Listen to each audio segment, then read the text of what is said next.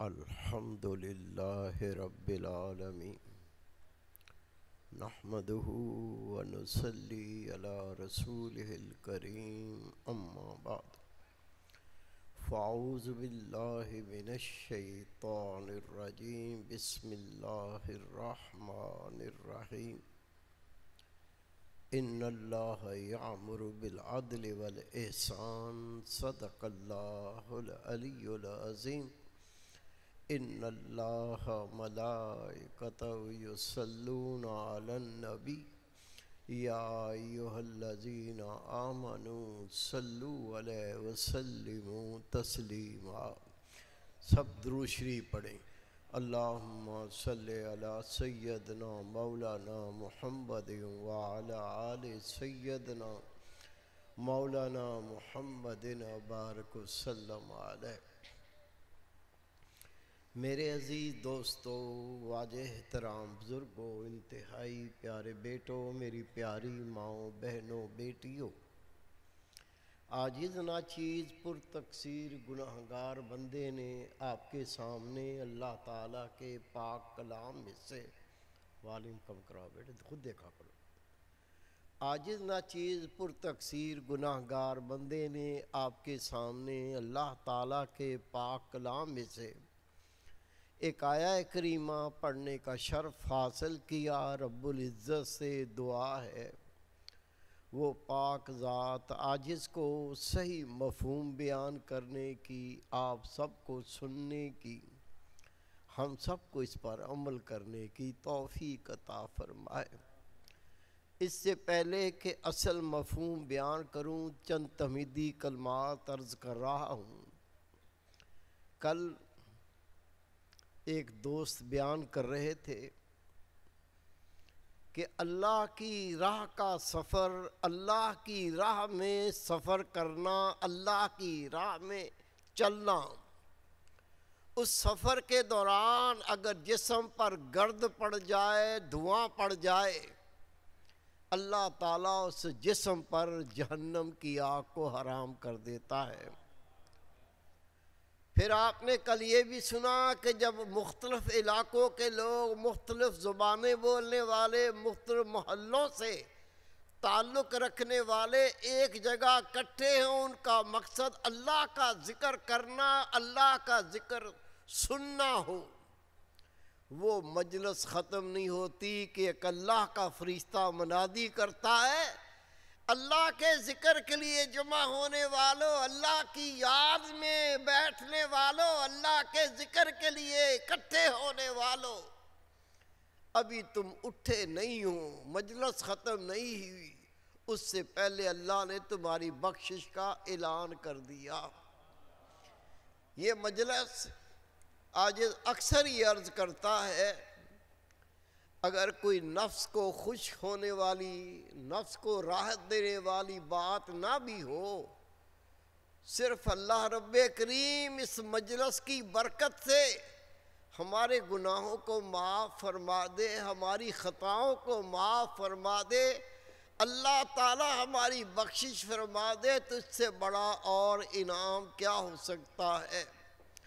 حدیث پاک ہے، اللہ کے محبوب صلی اللہ علیہ وسلم کا ارشاد مبارک ہے، روز محشر کوئی ٹخنوں تک پسینے میں غرق ہوگا، کوئی گھٹنے تک پسینے میں غرق ہوگا، کوئی ناف تک پسینے میں غرق ہوگا، کوئی گردن تک پسینے میں غرق ہوگا. جتنے گناہ ہوں گے اسی حال میں کوئی سارے کا سارا اپنے پسینے میں غرق ہوگا، اور وہ پسینہ اتنا گرم ہوگا کہ 70 بار پہلی کھال جلے گی، اللہ نئی کھال پیدا کرے گا. یہ گناہگار اس پسینے سے بھاگے گا کہ میری جان چھوٹے، وہ پسینہ اس گناہگار کا پیچھا کرے گا. رسول پاک فرماتے ہیں ایک گناہگار کا پسینہ دوسرے گناہگار کے پسینے میں نہ ملے گا. لیکن اسی حشر کے میدان میں کچھ لوگ ایسے ٹہلتے ہوں گے جس طرح کوئی باغ میں سیر کر رہا ہوتا ہے، چہل قدمی کر رہا ہوتا ہے، حدیث پاک خدا کے محبوب نے فرمایا اللہ سے پوچھا جائے گا یا اللہ بندے پریشان ہیں، گرمی میں سڑ رہے ہیں، گرمی میں جل رہے ہیں، لیکن یہ تیرے کیسے بندے ہیں اتنی گرمی کے اندر یہ اس طرح سے حشر کے میدان میں ٹہل رہے ہیں، چہل قدمی کر رہے ہیں جس طرح باغ میں چہل قدمی کرتے ہیں، ان کو کوئی تکلیف نہیں، ان کو کوئی پریشانی نہیں۔ تو نے جواب دیا جائے گا یہ میرے وہ بندے ہیں جنہوں نے 2 رکعت نماز گرمی میں ادا کی تھی، ان کو میں کوئی تکلیف نہیں دوں گا۔ نبی پاک فرماتے ہیں ایک اور شخص ہوگا اس کے بارے میں سوال کیا جائے گا، اللہ جواب دے گا یہ میرا وہ بندہ ہے جس نے قرآن پاک کا پڑھنے والا، قرآن پاک کا حافظ، قرآن پاک کا عالم، اس کی جوتی اٹھا کے اپنے سر پہ رکھ کے دریا پار کرایا تھا، اس کو حشر کے میدان میں کوئی تکلیف نہیں دوں گا۔ علماء کرام آپ کے سامنے بیٹھے ہیں، زیارت کرو۔ علماء کرام بھی وہ جو باعمل ہیں، جو آپ کو قرآن پاک سناتے ہیں، اس قرآن پاک پر عمل بھی کرنے والے، جو آپ کو رسول پاک کی باتیں سناتے ہیں ان باتوں پر عمل کرنے والے، ایسے علماء حق، اللہ کا دین پھیلانے والے، خدا کا دین پہنچانے والے، اللہ نے یہ موقع دیا، یہ گھڑیاں آئیں کہ آپ کو ان کی زیارت کی توفیق ہوئی۔ اور اللہ کی قسم میں پہلے بھی عرض کر چکا ہوں، جب میں گھر سے نکلتا ہوں میں یہ نیت کرتا ہوں یا اللہ تیرے رسول پاک کے دین کے علماء کرام کی زیارت کرنے جا رہا ہوں، یہ بہت بڑی سعادت ہے۔ خدا نے ہم پہ رحمت کی، اللہ نے کرنوازیاں کی، ایسی پیاری مجلس میں لا کے بٹھایا۔ اللہ تعالیٰ نے اپنے پاک کلام میں ارشاد فرمایا ان اللہ یأمر بالعدل والاحسان، بے شک اللہ حکم دیتا ہے عدل کرنے کا اور احسان کرنے کا۔ مختصراً چند باتیں عرض کروں گا، اور قرآن پاک کے سننے کا حق یہ ہے، اللہ اس کے رسول کی باتیں سننے کا حق یہ ہے، اس لیے سنا جائے کہ میں عمل کر کے ان باتوں پر عمل کر کے اللہ اس کے رسول صلی اللہ علیہ وسلم کو راضی کروں گا۔ اللہ تعالیٰ نے ارشاد فرمایا بے شک اللہ حکم دیتا ہے عدل کرنے کا اور احسان کرنے کا۔ عدل کیا ہے؟ ہر وہ کام جو اللہ تعالیٰ کے حکم کے مطابق کیا جائے وہ عدل ہے، اور اگر آپ ایسا کام کرتے ہیں جو اللہ تعالیٰ کے حکم کے مطابق نہیں، وہ عدل نہیں، اس کو ظلم کہتے ہیں۔ اور اللہ تعالیٰ نے اپنے پاک کلام میں حکم فرمایا اپنے بندوں کو، مومنین کو، رب کا حکم ہے کہ میں تمہیں حکم دیتا ہوں عدل کرو اور احسان کرو۔ کوئی کسی کو پریشان کرتا ہے، اذیت دیتا ہے، دکھ دیتا ہے، کسی کے ساتھ برائی کرتا ہے، اگر کوئی چاہے جس کے ساتھ برائی کی، جس کو اذیت دی، جس کو تکلیف دی، وہ اتنی ہی تکلیف دینے والے کو تکلیف دے سکتا ہے، اذیت دے سکتا ہے، یہ ہے عدل۔ لیکن اگر وہ اللہ کی رضا کے لیے، اللہ کی خوشنودی کے لیے، ظالم جس نے تکلیف دی ہے اس کا بدلہ نہ لے اور اس کو اللہ کے لیے معاف کر دے تو اس کو کہتے احسان۔ دین اسلام بدلہ لینے کی اجازت دیتا ہے، لیکن ساتھ ہی اللہ تعالیٰ ارشاد فرماتا ہے کہ جس بندہ مومن نے احسان کیا، اللہ کے ہاں اس کا اجر عظیم ہے۔ حدیث پاک اللہ کے محبوب نے فرمایا اگر کوئی ظالم کسی پر ظلم کرتا ہے، وہ جس پر ظلم کرتا ہے وہ مظلوم بدلہ لینے کی طاقت رکھتا ہے، لیکن اللہ کی رضا کے لیے، اللہ کی خوشنودی کے لیے اس ظالم کو معاف کر دیتا ہے۔ تو رسول پاک فرماتے روز قیامت اللہ تعالیٰ فرمائے گا میرے بندے تو نے میری رضا کے لیے اس شخص کو معاف کیا تھا، آج ہر بندہ چاہتا ہے میں اس کو معاف کروں، لیکن تو نے میری رضا کے لیے جس نے تمہیں تکلیف دی تھی تو نے اسے معاف کیا تھا، آج میں رب تیری ساری خطائیں معاف کرتا ہوں، اس کے بدلے اللہ اس کے سارے گناہ معاف فرما دے گا۔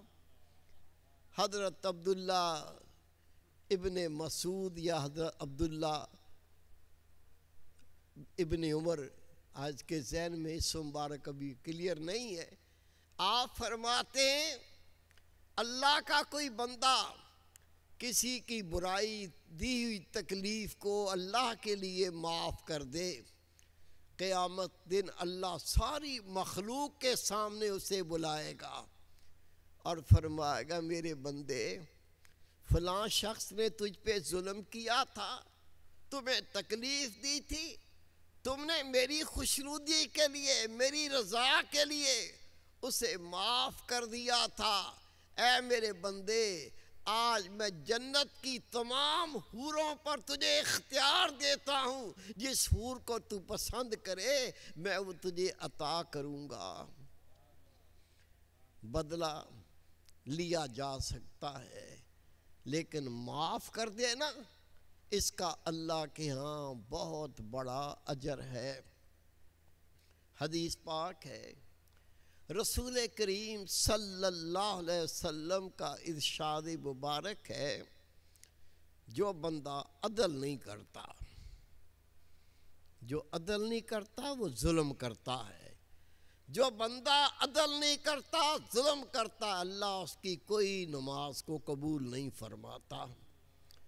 رسول پاک صلی اللہ علیہ وسلم کا ارشاد مبارک ہے اللہ تعالیٰ نے کسی بندے کو میری امت پر نگہبان مقرر کیا، حاکم بنایا، وہ جماعت چھوٹی ہو یا بڑی ہو۔ یہ باتیں کئی بار پہلے بھی عرض کر چکا ہوں،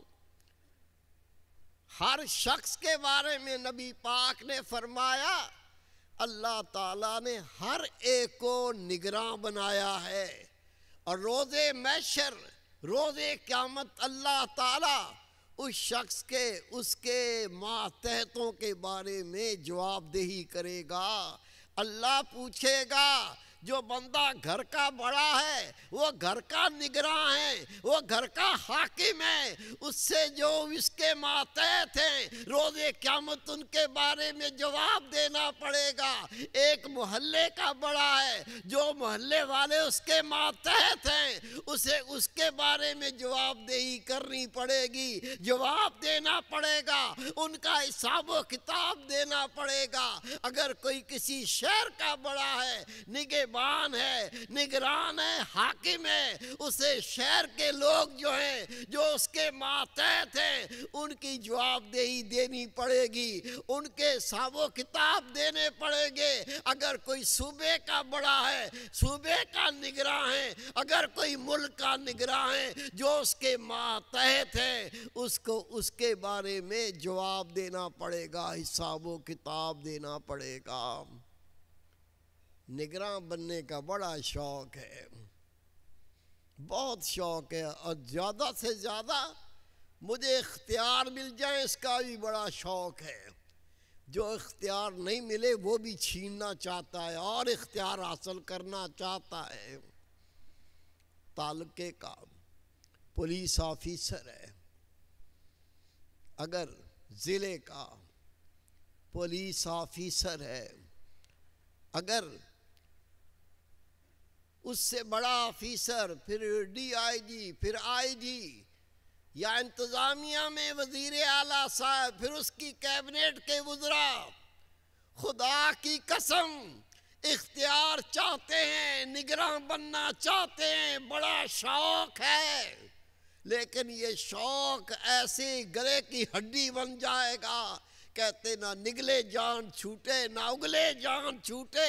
جب اللہ کے سامنے کھڑا ہوگا، حدیث پاک خدا کے محبوب فرماتے ہیں میری امت کی چھوٹی جماعت ہو یا بڑی جماعت ہو، جس کو نگراں بنایا جائے گا، جب قیامت کا دن آئے گا اس کو گردن سے پکڑ کر جہنم کے پاس لایا جائے گا۔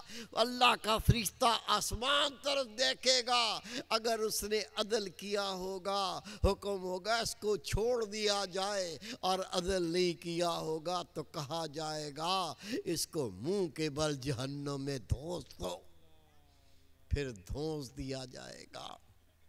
کتنے دن، کتنی نوکری، کتنے دن ٹہکا کریں، منع نہیں ہے، لیکن خدا کی قسم جو اللہ نے حق رکھا ہے اس حق کو ادا کر۔ اگر حق کو ادا نہ کیا، رسول پاک فرماتے ہیں جب روز قیامت حساب و کتاب ہوگا، جس بندے نے 2 کھجوروں کا فیصلہ کیا ہوگا وہ کہے گا ہائے ہائے کیا بہتر ہوتا میں 2 کھجوروں کا بھی فیصلہ نہ کرتا اور اللہ کو آج حساب و کتاب نہ دینا پڑتا۔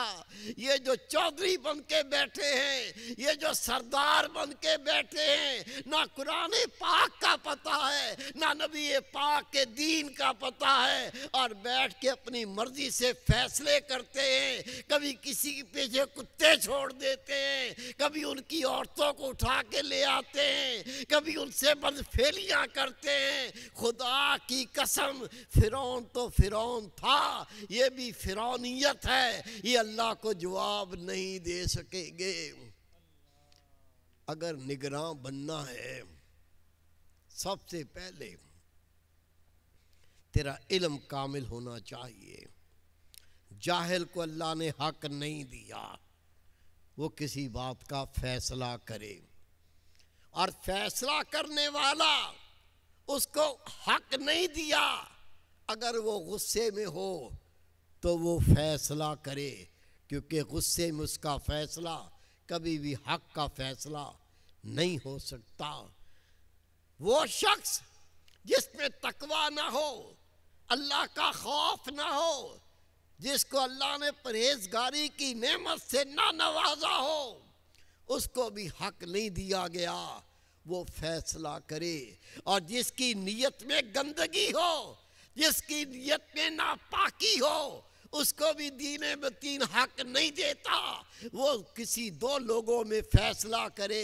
فیصلہ کرنے کے لیے مساوات چاہیے، گھر سے شروع ہوگا۔ ایک بچے پہ بڑا مہربان، دوسرا بچہ اس کو دیکھنا پسند نہ کرے، عدل نہیں ہے۔ اگر تقسیم ہوگی تو دین کے نام پہ ہوگی، جو زیادہ دیندار وہ زیادہ پیارا، جتنا کوئی بے دین اتنا دل کا ملان اس سے کم ہونا چاہیے۔ یہ تو محبت اور بغض ہوگا اللہ کے لیے۔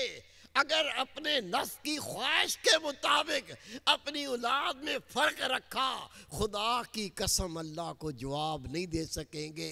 یہ عدل نہیں ہے، یہ ظلم ہے۔ اور رسول پاک فرماتے ہیں اللہ تعالیٰ نے اپنے نام کی قسم کھائی، رب نے فرمایا مجھے میری عزت کی قسم، مجھے میرے جلال کی قسم، مجھے میرے نام کی قسم، میں نے جہنم میں ایک وادی بنائی ہے، اس وادی میں کنواں بنایا، اس کنویں کا نام حب حب ہے۔ میری دنیا میں جس بندے نے ظلم کیا ہوگا اس ظالم کو میں اس کنویں میں داخل کروں گا۔ میرے پیارے بھائی، میرے بیٹے، نبی پاک کا فرمان ہے تم میں ہر کوئی نگران ہے، اور جو اس کے ماتحت ہے اس کے بارے میں وہ جواب دہ ہے۔ بیوی اپنے شوہر کی نگراں، شوہر کے بچوں کی نگراں، روز قیامت پہلے اس کا حساب و کتاب ہوگا، باقی سب باتیں بعد میں۔ شوہر سے اس کے پورے اہل و عیال کی جواب دہی ہوگی، پہلے یہ جواب دینا پڑے گا، یہ تیرے اہل و عیال تھے، یہ تیرا کنبہ تھا، بتا تو نے اس سے عدل کیا؟ عدل کیا ہوگا تو نجات پائے گا، اگر عدل نہیں کیا ہوگا تو ظلم کیا ہوگا، اس ظلم کا عذاب پائے گا۔ نوکر چاکر وہ مالک کے مال کے نگران ہیں، اللہ ان سے پوچھے گا یہ فلاں تیرا مالک تھا، یہ اس کا مال و دولت تھا، کیا تو نے اس کے اندر خیانت تو نہیں کی؟ اسے اس کا جواب دینا پڑے گا۔ اور حکومت کا ہر فرد سپاہی سے لے کر آئی جی تک، اور ایک کلرک سے لے کر وزیر اعلیٰ تک، اور ملک کے لحاظ سے وزیر اعظم تک، ان سب کو جواب دینا پڑے گا۔ یہ رعیت تیری تھی، یہ تیرے ماتحت تھے، تو ان کا نگران تھا، آجا اللہ نے بلایا ہے۔ اور رسول پاک فرماتے اس کی گردن سے اس طرح پکڑ کر، جس طرح بکری کے بچے کو پکڑتے ہیں، اس طرح پکڑ کے اللہ کے سامنے کھڑا کر دیا جائے گا، جواب دینا پڑے گا۔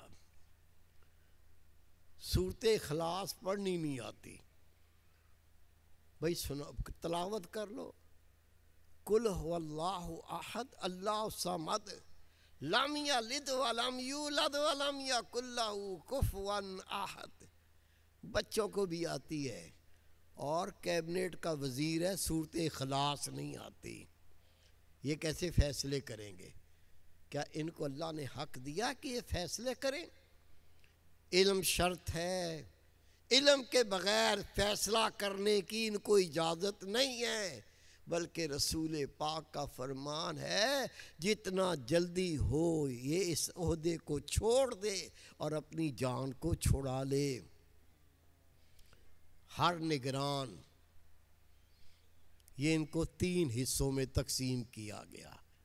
ایک وہ نگران، غور سے سن لیں، پھر کہتا ہوں گھر سے شروع ہوگی بات، گھر سے محلے میں، محلے سے شہر میں، شہر سے صوبے میں، پراونس میں، پراونس سے پورے کنٹری میں، جو جہاں موجود ہے، جو اس کے ماتحت ہے، جس کا یہ نگران ہے، جو اس کی رعیت میں شامل ہیں، ہر ایک کا اس کو جواب دینا ہے کہ بتا تو نے ان کے ساتھ کس طرح فیصلے کیے تھے، کہیں کسی پر ظلم تو نہیں کیا، کیا تو نے عدل کیا ہے؟ عدل کیا ہوگا تو نجات ہوگی، اگر عدل نہیں کیا ہوگا اس کا حساب و کتاب دینا پڑے گا، عذاب بھگتنا پڑے گا۔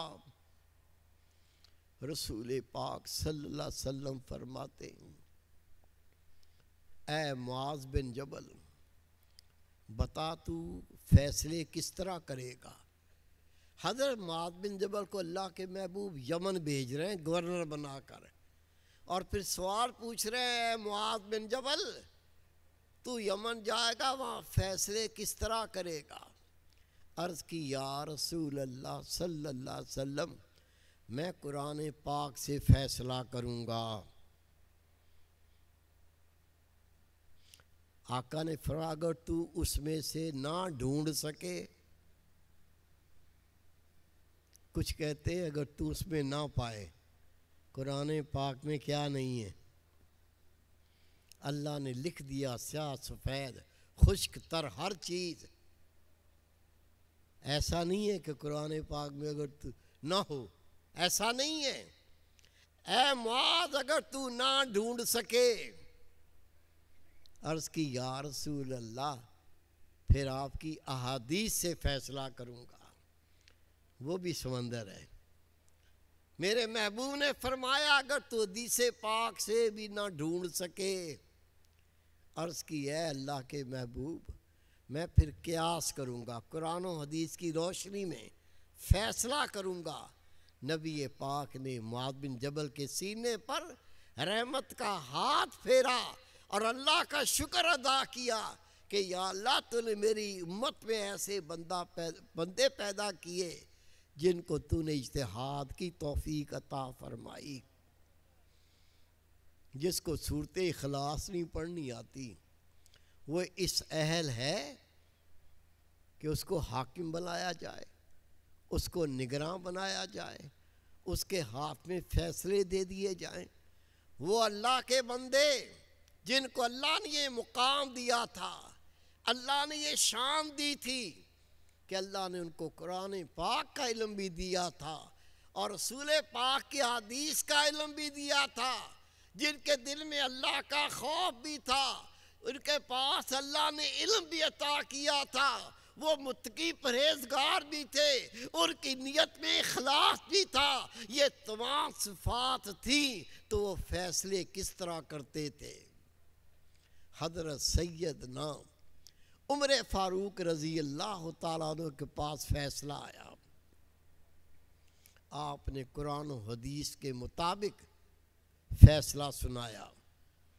سننے والے حیران ہو گئے، اشش کر اٹھے، یا امیر المومنین آپ نے تو حد فیصلہ کیا.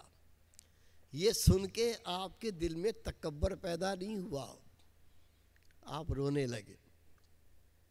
رو کے فرمایا لوگو، نوشیرواں کافر تھا لیکن وہ لوگوں پر حکومت مجھ سے اچھی کر کے گیا. لوگ کہتے ہیں حضرت یہ آپ کیا فرما رہے ہیں؟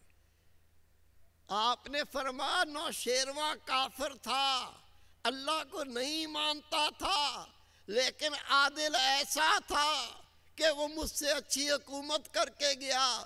تم میری کیا تعریف کرتے ہو؟ سب نے کہا حضرت ہم سمجھ نہیں سکے. آپ نے فرمایا نوشیرواں بادشاہ نے ایک بار اپنے محل کی چھت پر دربار لگایا، پوری کیبنیٹ کو بلایا، کیبنیٹ آ گئی، بیٹھ گئے. ایک وزیر کہتا ہے بادشاہ سلامت، آپ کے محل کا یہ کونا سیدھا نہیں ہے.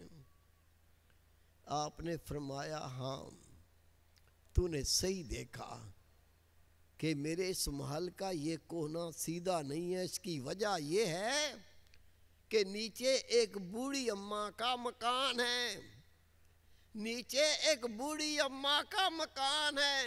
میں نے وہ مکان خریدنا چاہا کہ اپنے محل میں شامل کر کے اس کو سیدھا کر لوں، لیکن اس نے دینے سے انکار کر دیا.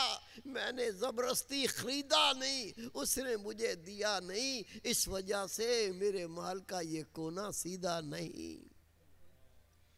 یہ کہتے تھے اور روتے تھے. میرے بھائی، میرے بیٹے، کیا ہو رہا ہے آج کل؟ مکان کسی کا قابض کوئی ہے، پلاٹ کسی کا قابض کوئی ہے، پھر داد رسی نہیں. جاؤ تھانے میں، ایسے جا کے ذلیل ہوں گے، حق تو کیا ملے گا، اپنی عزت کے لالے پڑ جائیں گے. یہ تھوڑی زندگی، یہ چند سالہ زندگی، اس زندگی میں اس زندگی کو تباہ نہ کرو جہاں موت نہیں آئے گی. یہ سودے گھاٹے کے ہیں، فائدے کے نہیں ہیں. حضور نبی پاک صلی اللہ علیہ وسلم کا آخری وقت ہے.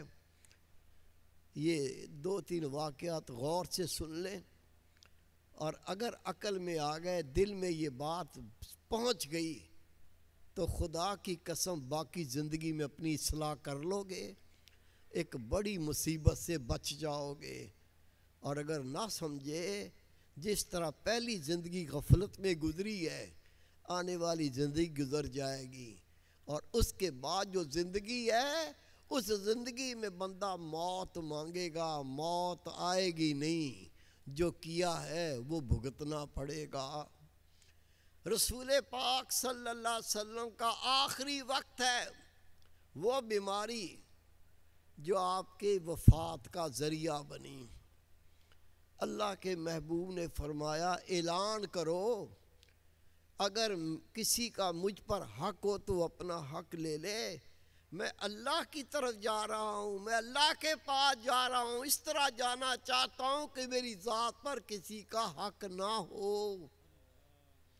حضرت علی رضی اللہ تعالیٰ عنہ مسجد نبوی میں منبر پر کھڑے ہو کے اعلان کرتے ہیں، رسول پاک کی طبیعت ناساز ہے، آپ نے مجھے حکم دیا، میں یہ اعلان کر رہا ہوں اگر رسول پاک پر کسی کا حق ہو تو حق لے لے، وہ حق مانگ لے کہ اللہ کے محبوب فرماتے ہیں میں اللہ کے پاس جا رہا ہوں اور اس طرح جانا چاہتا ہوں کہ مجھ پر کسی کا حق نہ ہو۔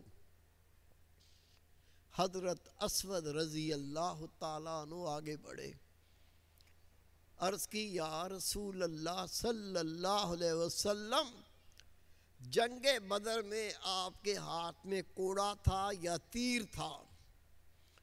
آپ اس جنگ کے اندر صفیں سیدھی فرما رہے تھے، آپ کا کوڑا یا آپ کا تیر صفیں سیدھی کرتے کرتے مجھے لگا تھا۔ آپ تو عدل کرنے آئے ہیں، آپ تو عدل کی تعلیم دینے آئے، یا رسول اللہ میں وہ بدلہ لینا چاہتا ہوں۔ خدا کے محبوب نے فرمایا آگے بڑھو، اسے کوڑا دیا جائے، بدلہ لے لو۔ امام حسن رو پڑے، امام حسین رو پڑے۔ تم دیکھتے ہو نانا جی کی طبیعت ناساز ہے، تم کوڑا مارنا چاہتے ہو، ہم اپنا جسم پیش کرتے، ہمیں کوڑا مار دے، رسول پاک کو تکلیف نہ دے۔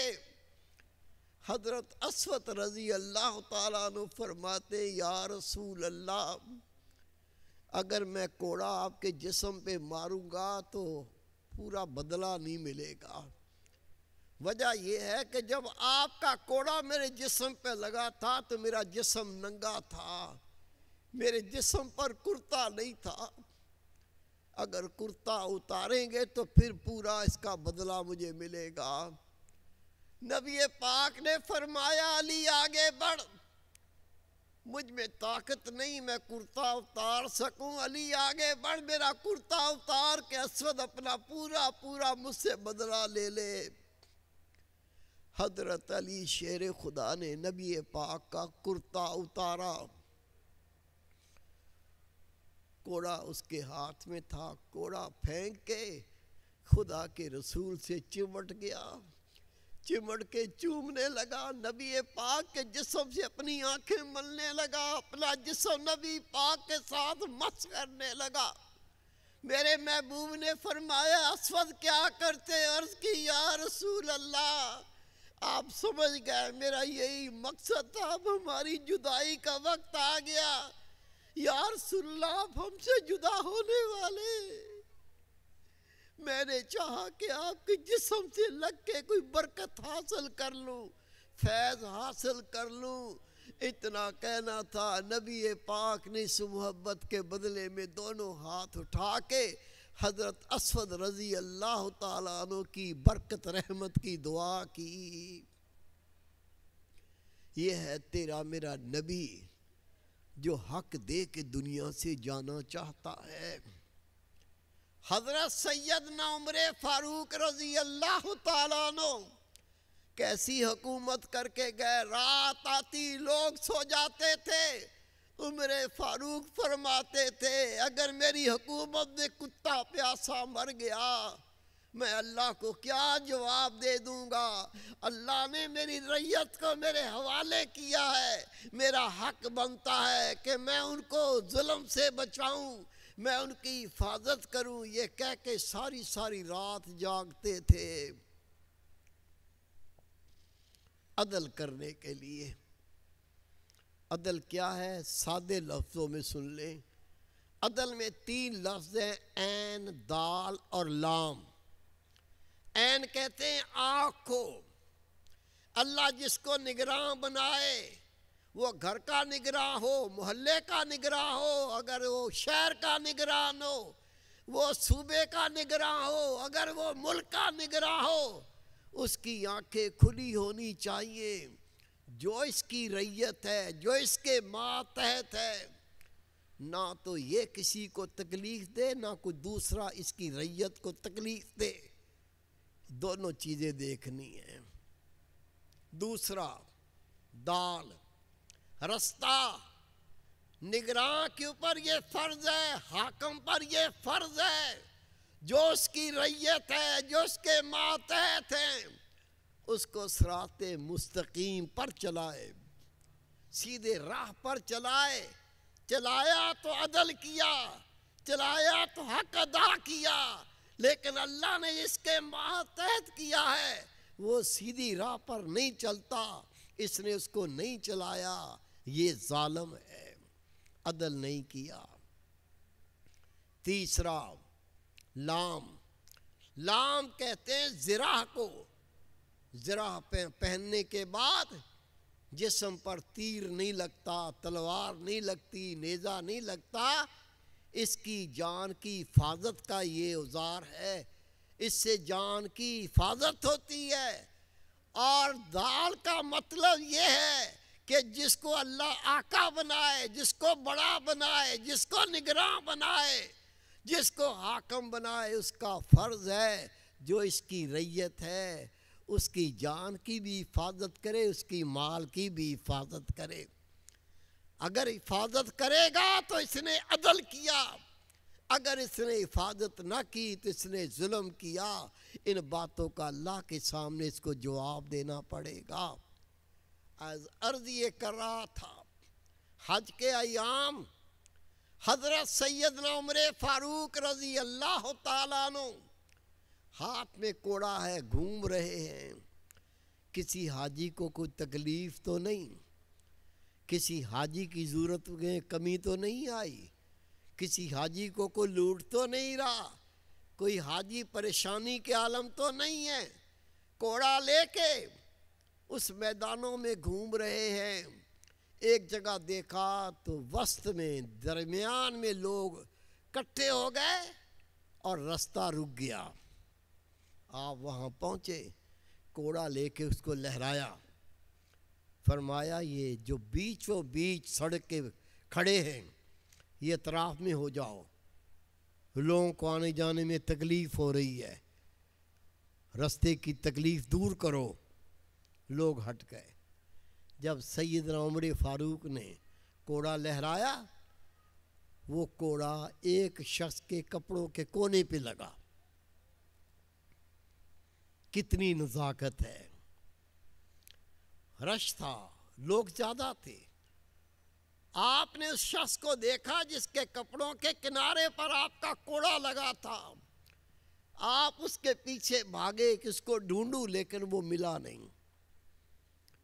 اگلے سال تک انتظار کرتے رہے، حج کے ایام آئے، آپ حج کے لوگوں کو جو حج کرنے آئے تھے ان میں اس شخص کو ڈھونڈتے ہیں، ڈھونڈتے ڈھونڈتے اس شخص کو آپ نے پا لیا، اس کا ہاتھ پکڑا، پکڑ کے اپنے گھر لے گئے، عزت سے بٹھایا اور اپنی جیب سے 600 درہم نکالے اور اس کے ہاتھ پہ رکھ کے فرمایا آپ حج کرنے آئے ہیں؟ کہا جی۔ فرمایا آپ کو یاد ہے پچھلے سال میں نے کوڑا لہرایا تھا، وہ تیرے کپڑوں پہ لگا تھا، اس کے کفارے کے لیے، اس کے ازالے کے لیے میں یہ 600 درہم تجھے دیتا ہوں، حج میں استعمال کر تاکہ یہ اس کا ازالہ ہو جائے اور روز قیامت میں اللہ کی پکڑ سے بچ جاؤں۔ وہ کہتا ہے یا امیر المومنین، اللہ کی قسم مجھے تو یاد ہی نہیں۔ فرمایا تجھے تو یاد نہیں، میں نہیں بھولا، سال گزر گیا میں نے اسے نہیں بھلایا، اسی لیے میں تجھے 600 درہم دیتا ہوں تاکہ اس کا ازالہ ہو جائے اور روز قیامت اللہ مجھے ظالموں میں نہ پکڑ لے۔ حضرت سیدنا عثمان غنی رضی اللہ تعالی عنہ کون ہے؟ یہ وہ ذات ہے جس کو اللہ کے محبوب نے دنیا میں ہی جنت کی بشارت عطا فرمائی۔ آپ نے اپنے غلام کو بلایا، غلام پہنچا، عرض کی آقا حکم فرمائے۔ آپ نے فرمایا تمہیں یاد ہے میں نے تمہارا کان پکڑ کے اس کو مروڑا تھا؟ کہا جی یاد ہے۔ کہا تو میرا کان پکڑ کے مروڑ۔ کان سامنے کر دیا، غلام ادب سے قریب ہوا، کان پکڑ لیا۔ کہا پکڑ نہیں، جتنی طاقت سے میں نے ذرا کان مروڑا تھا اتنی قوت سے تو میرے کان کو مروڑ۔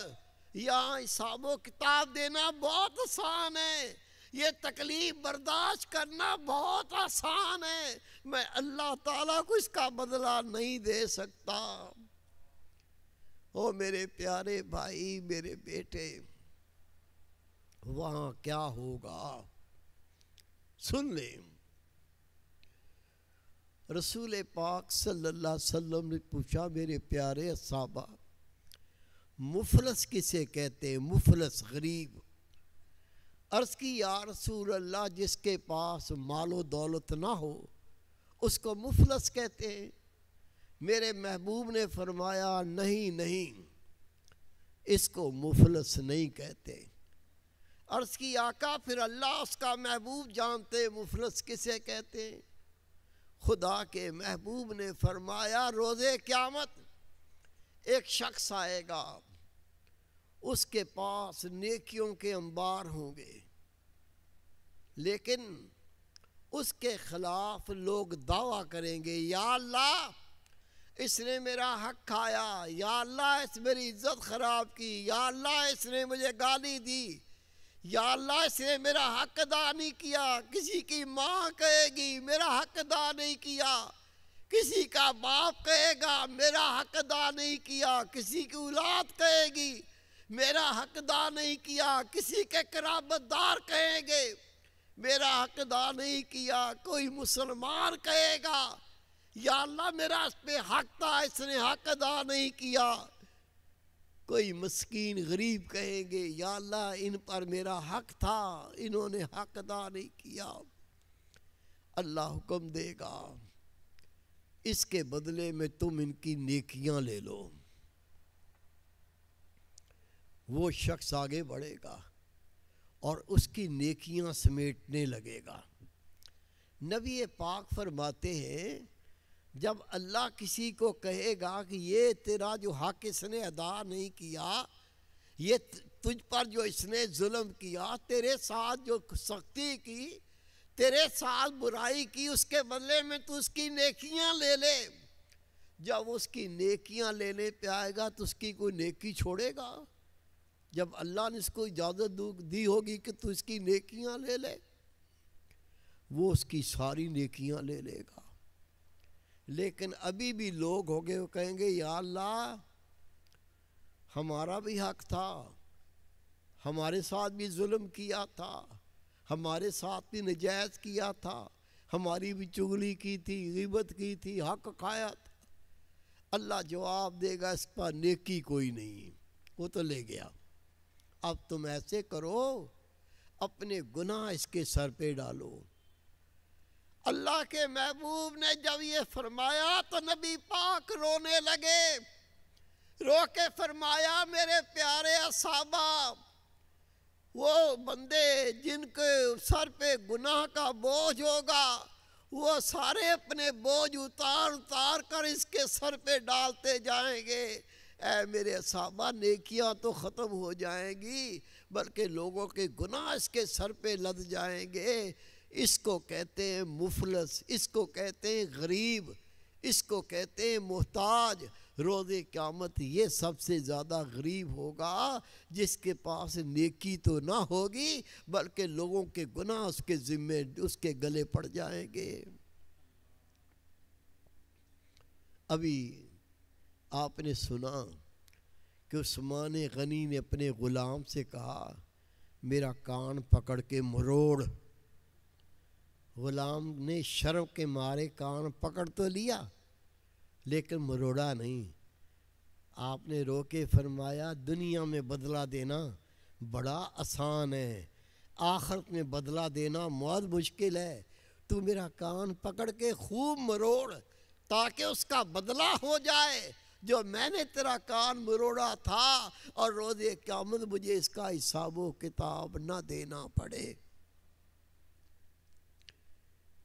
اگر میرے سارے بیٹے، میرے سارے بھائی، میری ساری بہنیں، میری ساری بیٹیاں خدا کی قسم اسی بات پر عمل کر لیں، کیا عدل کرنا ہے، ظلم نہیں کرنا، عدل کرنا ہے، ظلم نہیں کرنا۔ اب یہاں سے جائیں تو یہ بات اپنے دل میں بٹھا لیں کہ مجھے اپنی زندگی میں عدل کرنا ہے، اور رسول پاک کا فرمان ہے مسلمان مسلمان کا بھائی ہے، مسلمان مسلمان کا بھائی ہے۔ بھائی بھائی کے ساتھ ظلم تو نہیں کرتا، بلکہ اس کو بے سہارا کسی ظالم کے سپرد بھی نہیں کرتا۔ اگر کسی مسلمان کے ساتھ کوئی ظلم کر رہا ہو، یہ دوسرے مسلمان کا فرض ہے، کیونکہ ہر مومن کا بھائی ہے، یہ اس کا فرض بنتا ہے کہ اس کو کسی ظالم کے سپرد بھی نہ کرے، اس کو کسی کو ظلم کرنے بھی نہ دے۔ اگر اس بات پر پختہ ہو جائیں، تیری زندگی میں 4 چاند لگ جائیں گے۔ کیسے ہوگا؟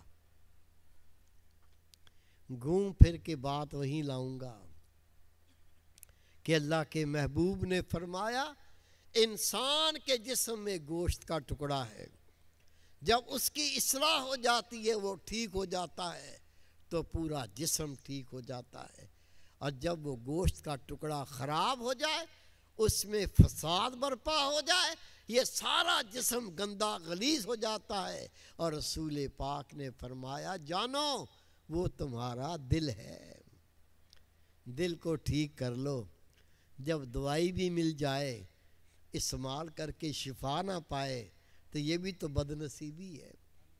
اللہ نے دل کا ذکر عطا کر دیا۔ جن کو ابھی تک نہیں ملا، میں 2 منٹ میں ان کو اجازت دیتا ہوں۔ مرد عورت کوئی بھی ہو، اس کا دل الٹی طرف بائیں طرف پستان سے 2 انگلی نیچے ہوتا ہے۔ یہ دل اللہ کی محبت کا مقام ہے۔ ہر وقت اٹھتے بیٹھتے چلتے پھرتے کھاتے پیتے اپنا خیال دل کے مقام پہ رکھ کے سن، میرا دل کہتا ہے اللہ اللہ اللہ۔ جب دل پر دھیان رکھ کے سنیں گے، پہلے خیال پکے گا، پھر دل کی دھڑکن سنے گی، پھر دل واضح اللہ اللہ کرے گا۔ جب اس کی پریکٹس کریں گے، پھر دل زندہ ہو جائے گا، یہ ہر وقت اللہ کا ذکر کرے گا۔ جب دل اللہ کا ذکر کرے گا، دل پاک ہو جائے گا۔ جب دل پاک ہو جائے گا، تیرا پورا جسم اصلاح یافتہ ہو جائے گا۔ اصلاح یافتہ دل، اس کے اعمال بھی اصلاح یافتہ ہو جاتے ہیں۔ ہر گناہ چھوٹ جائے گا، نیکی کی توفیق ہو جائے گی، تو خدا کا ولی بن جائے گا، اللہ کا دوست بن جائے گا۔ تجھے وہی کام پسند آئیں گے جو اللہ اس کے نبی کو پسند ہے، ان کاموں کو تو چھوڑنے والا بن جائے گا جس کو اللہ اس کا محبوب پسند نہیں کرتا۔ اور یہی تخلیق کا مقصد ہے، تو اللہ کے پاس کامیاب لوٹ جائے گا۔ اس کے علاوہ میرے بیٹے، میرے بھائی، میری پیاری بہن، نماز نہیں چھوڑنی۔ زانی، شرابی، بدکار، لعنتی، دیوس، سب سے گناہ گار بے نمازی ہے۔ پابندی سے 5 وقت خود تو نماز پڑھنی ہے، لیکن آپ کے گھر میں جتنے آپ کے ماتحت ہیں ان کو نماز پڑھانی بھی ہے۔ اگر پیار سے پڑھیں اچھی بات ہے، پیار سے نہ پڑھیں تو مارنے کا حکم ہے، مار کے نماز پڑھاؤ۔ لیکن بری الذمہ کب ہوگے؟ جب آپ اس فرض کو ادا کرو گے۔ نماز پڑھیں، وضو کریں تو مسواک استعمال کر لیا کریں، یہ نبی پاک کی سنت ہے۔ حدیث پاک ہے، جو پابندی سے وضو میں مسواک استعمال کر کے نماز پڑھے گا، جب موت کا وقت آئے گا، مرنے سے پہلے اسے اللہ کے فرشتے کلمہ شہادت پڑھائیں گے، اس کے بعد روح قبض کریں گے، کلمہ پڑھ کے موت آئے گی۔ دین اسلام میں ننگے سر پھرنے کی اجازت نہیں، بہترین ٹوپی لے لو منع نہیں ہے، لیکن ننگے سر پھرنے کی اجازت نہیں ہے۔ یہ پگڑی رسول پاک کی سنت ہے۔ نبی پاک صلی اللہ علیہ وسلم فرماتے ہیں میرا امتی جو پگڑی باندھ کے نماز پڑھے گا اسے ایک کے بدلے میں 25 نمازوں کا ثواب عطا کیا جائے گا۔ داڑھی رسول پاک کی سنت ہے، اس کی حد کم از کم 1 مٹھی 4 انگلی، بڑی ہو جائے تو کاٹ سکتا ہے، نہ کاٹے تو کوئی بات نہیں، لیکن 4 انگلی سے ایک رتی چھوٹی نہیں کر سکتا۔ داڑھی کٹوانا، داڑھی مڈوانا، 1 مٹھی چھوٹی کرنا گناہ کبیرہ ہے۔ رسول پاک کا فرمان ہے داڑھیوں کو بڑھاؤ، مونچھوں کو پس کرو، مشرکین کی مخالفت کرو۔ اس کے علاوہ زبان سے بھی اللہ کا ذکر کرنا ہے۔ دل تو یہ تو اسم اعظم ہے، یہ تو اللہ اپنے خاص بندوں کو عطا کرتا ہے، لیکن زبان اللہ کے ذکر سے میرے بھائی تر نہ ہو، یہ بھی ایمان کی لذت نہیں ہے۔ کم از کم 3 تسبیح کلمہ طیبہ، 3 تسبیح درود شریف، اور سوتے وقت استغفار پڑھتے پڑھتے سو جائیں۔ اس پر عمل کریں گے انشاءاللہ چند دنوں میں دل زندہ، دل باخدا، آپ اللہ کے ولی، داڑھی بڑھ کے باشرہ، ہر گناہ سے نفرت، اللہ کی ایمان پاؤ گے، اللہ کی حفاظت میں آ جاؤ گے انشاءاللہ تعالی۔ ابھی ختم شریف ہوگا، جتنے سلسلے کے بزرگ ہیں، انبیاء کرام، شہداء کرام، ان کی ارواح ان مجالس میں آتی ہیں۔ ابھی قرآن پاک کی تلاوت ہوگی، اللہ کی ملائکہ کا نزول ہوگا، اور اس کے بعد پھر دعا ہوگی، اور جو بندہ اس دعا میں شریک ہوگا، رسول پاک کا فرمان ہے 40 مومن کٹھے ہو کر دعا کریں، ان 40 میں ایک اللہ کا مومن ایسا بندہ ضرور ہوتا ہے جس کے صدقے اللہ سب کی دعاؤں کو قبول کر لیتا ہے۔ ابھی ان دعاؤں میں شریک ہوں گے، تحمل سے بیٹھیں، سکون سے بیٹھیں، ختم شریف میں شرکت کریں اور دعاؤں میں شرکت کریں۔ وما توفیق الا باللہ۔